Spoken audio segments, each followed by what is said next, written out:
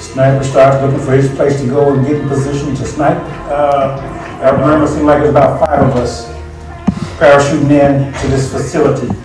I could just kiss you right now.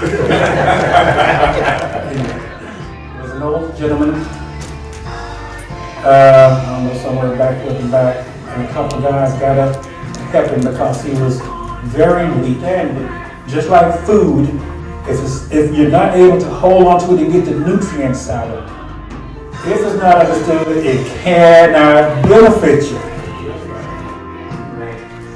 One dream, and my drive, my goal is to constantly work on making sure the word is understood. I know that if we don't put it in a way that you can understand it, just like food, if you're not able to hold on to it.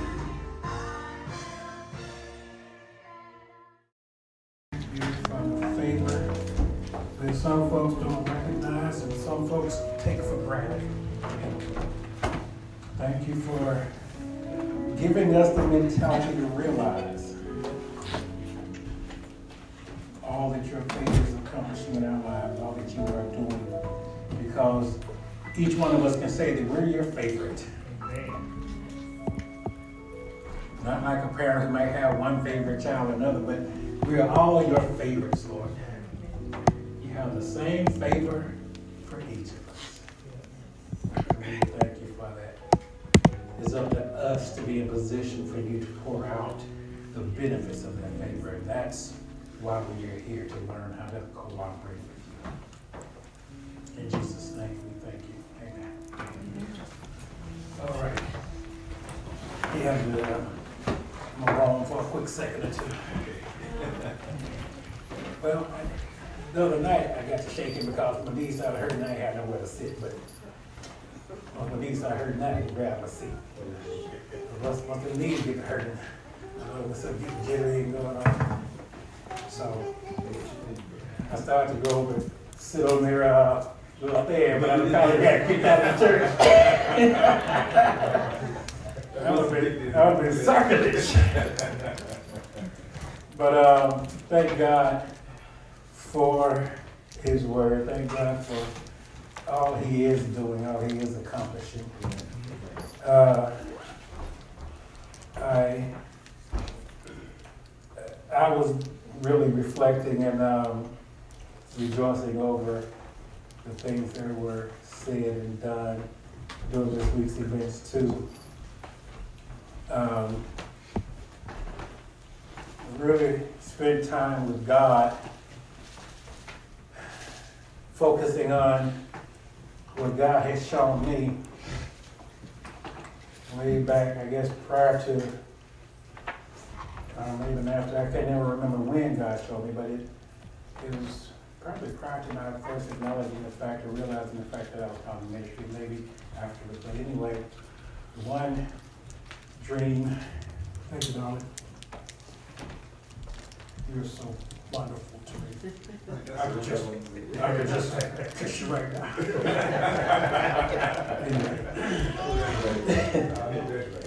I thank God for that vision that came back to me this week. Because the things that I saw are at the heart of what God showed me during that time frame. Things I saw this week, and my drive, my goal is to constantly work on making sure the word is understood.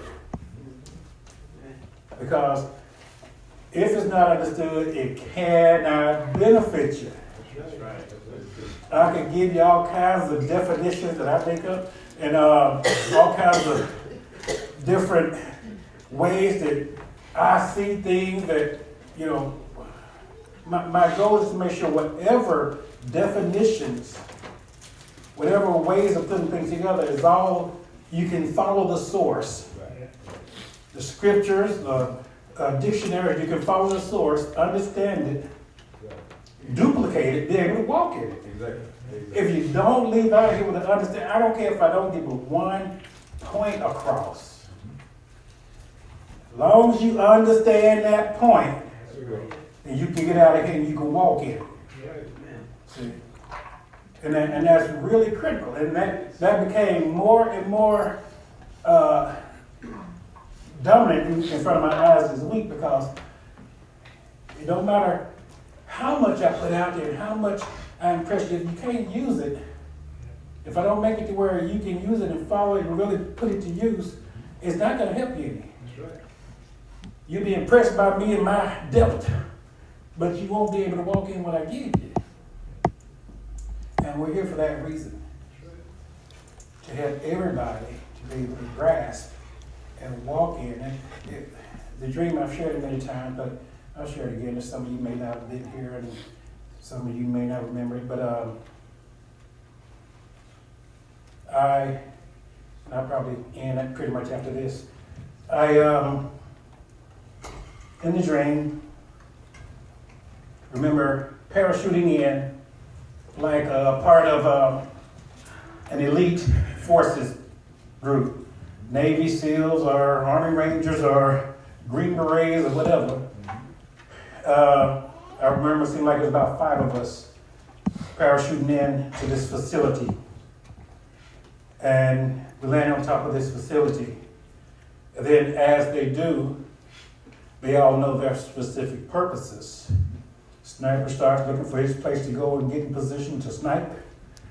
And,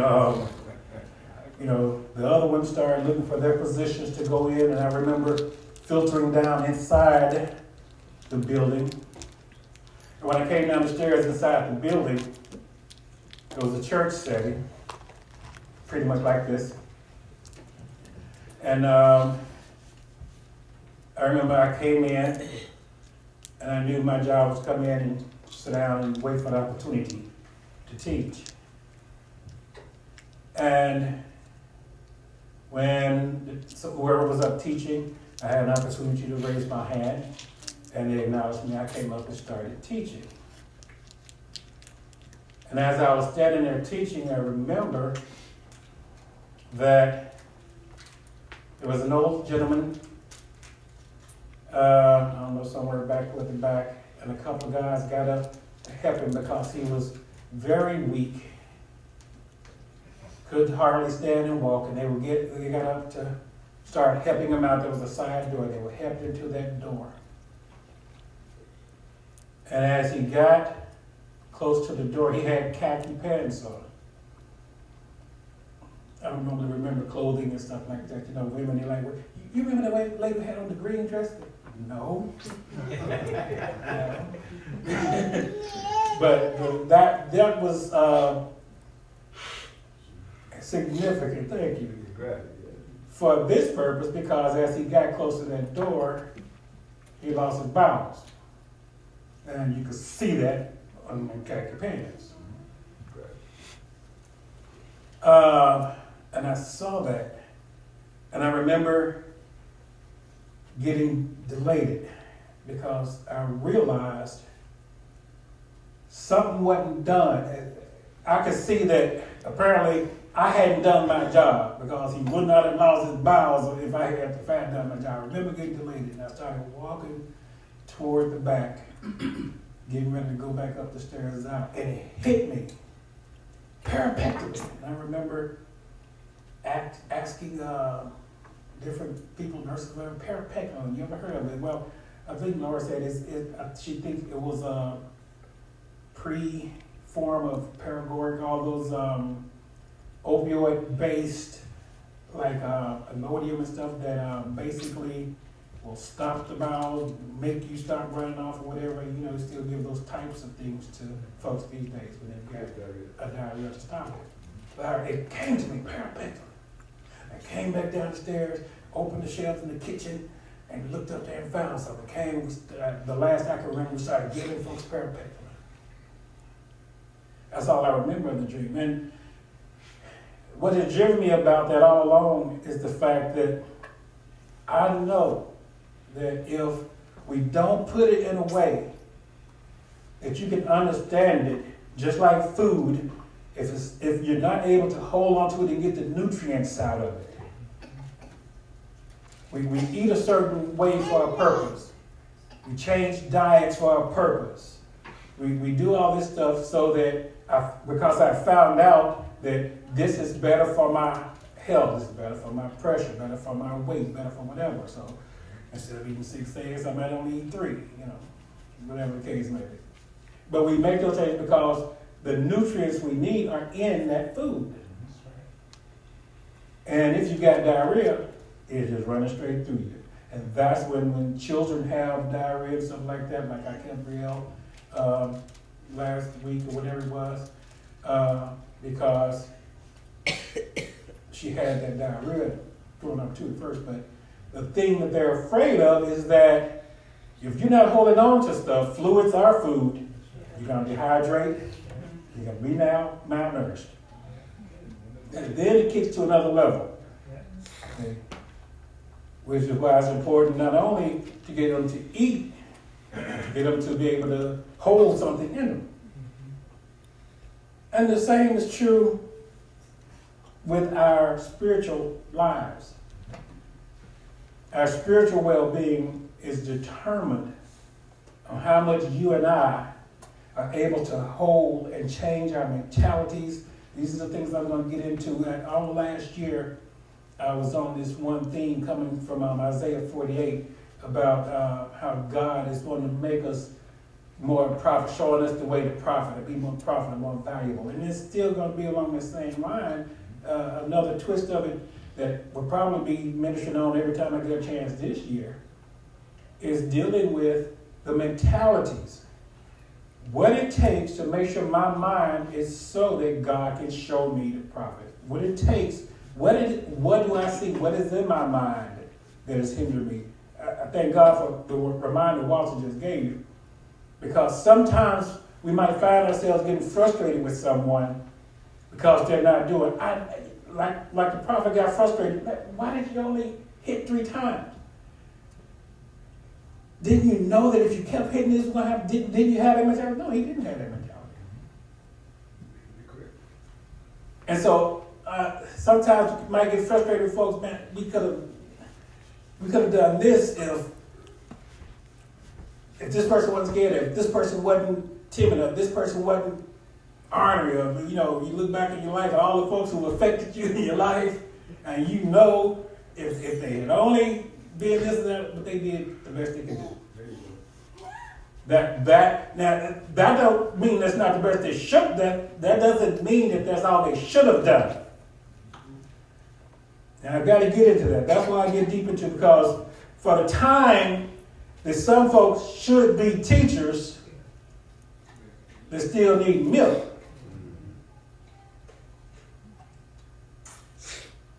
Now, they're still there. I mean, you can't force feed a steak down a baby. You just got to get them to grow up. But for the time, and this is what I'm going to really spend some time dealing with, that we have to realize that God wants me to be at a certain place. He wants me to walk in these principles. He wants me to have a certain degree of success that I ain't going to have if I don't mind myself like Jesus. Arm myself with the same mind he has. And how to recognize when I'm not so minded. That's the key. Because anytime I've been jacked up in my mind, I didn't know it. I ain't done nothing jacked up on purpose. That's right. Every time I've done something messed up, and I've done plenty, it wasn't on purpose. It was because I did the best I could with my messed up mind. And some stuff, yeah, I should have known better then. And some stuff I come back kicking myself. Boy, that was doggone stupid. You know better than that. How, at this point, how could you make that mistake? How can you say this or do that or not do whatever? But to be able to recognize that, and I'm going to go back, part of what I'm going to do is go back and pull up, it was a year ago, it was the outline I wanted to get a year ago in October about taking it patiently. Pull some things from that. It's really been on my mind. Some things that a lot of people need to spend a little slow time meditating on to see, oh, that's what I've been doing. Some stuff that's been frustrating some folks that shouldn't frustrate us. There's some stuff we should be able to take that other folks can't, other Christians, other pastors can't. That's right. That's right. Because we've been taught and we've had demonstration. See? But if we don't meditate on that and pour that through our minds and slowly look at it, then we'll find ourselves just like other folks. And some stuff I shouldn't be scared to get out there and do. Kenny Wayne didn't preach one thing, he didn't preach just a million times. The scared man won't ever have nothing. So, like little Dave dealt with, nothing should be fear-based. You know, there might be an initial abode or forebode, or an initial shock factor, depending on what we run against and what's presented. The bill is how much? You know. But then, faith should come from somewhere and kick in. If I got to understand it. It's just one more thing for God to ever get knocked out. Now, I don't know how, but we will get knocked out. And oftentimes, like I say, it comes from places when someone should have been able to do better. But it is what it is. If I'm there, and if I'm hindering my wife to give her, baby, I'm sorry, I ain't trying to, but I'm just a hindrance. You know. Until I grow up, until I can see what I need to see and hold on to it and grasp it and grow by it, she just has to have the understanding that he is where he is. That's why I often ask the question. It's a question, and I'll wind on that. It's a question in a movie, Jack Nicholson movie. That's the name of the movie, actually, As Good as It Gets. There's a place in that movie where he asks a question. They're all going through all this therapy and all this process to get better. They all have issues. He has a OCD, obsessive compulsive disorder, where he can't step on cracks and certain things, you gotta do certain things a certain way, all this kind of stuff. And they're all there working on these problems, and he asked the question, what if this is as good as it gets? Now, I pose that to anyone contemplating marriage and stuff like that, because you marry somebody, or you get hooked up with somebody, or even working with somebody, and you say, well, this will get better, that'll change. If you don't have the mindset that if this is as good as it gets, we can make it successfully, then you're in for problems. Because you can't fake nobody to change. You can't fake nobody to get right. There's certain things you can do that if they are minded to change and get right and get better and do better, they will. The lifestyle, all these things you do, the word. But when it comes down to it, you have to have your mind made up that if this is as good as it gets, we're going to make this. Now I look forward to getting better because they got a mind to follow God. They got a mind to, they're serious about God. And I look forward to getting better. But if it's as good as it gets, I can deal with that. I haven't met anybody that didn't have to deal with some level of pride, some level of misunderstanding or lack of understanding. Now, some have to deal with more pride than others. But I can't recall anyone I've met that didn't have some degree of pride that they had to grow out of or get some understanding to get out of or whatever. See? So, you have to understand. Because I see pride, well, that don't mean I'm a run. Now, are you willing to do right and grow up and let's work together? Are you willing to stick with me and let's work together through this situation, or through this thing, or through this marriage, or whatever? If so, then guess what? We all in. See? But anyway, those are the things, some of the things that I'm going to spend time on. I'm going to dig down deep, and we're going to really take our time and look. I've learned, thank God, while I was really impressing this, because I used to know, I got this message, and I got a whole bunch of information. Let me try to squeeze it in. I skip over stuff, and half explain stuff, and half define stuff, and get all of it. If I get one point nailed, but I get to nail it real well, and you got something to go out here and fight with, I'm good. I'm good, because I know that one point is what you're going to need. God's going to make sure you get what you need. And when you get out there in that battle, If it ain't but one stick you got to fight with, you better fight with that stick, but know that God, you and that stick is gonna make it happen. Amen? I'm gonna stop it right there. Praise God, thank you. We'll get that deeper in this at a later time, and I got enough. Next week. Okay, well, I'll start some more with next week, but like I say, from the way it's developing, I think I'll be on this for probably a year, because there's a whole lot of information that is for me to spend time on. Man? Amen. Give God a hand clap. What just comes back to mind is that the message that Willie White preached when he came from Memphis. He said, I was on my way down here, I was going to preach this, but on the way down, God changed it. Remember what it was? Victory in spite of the odds. Victory in spite of the odds.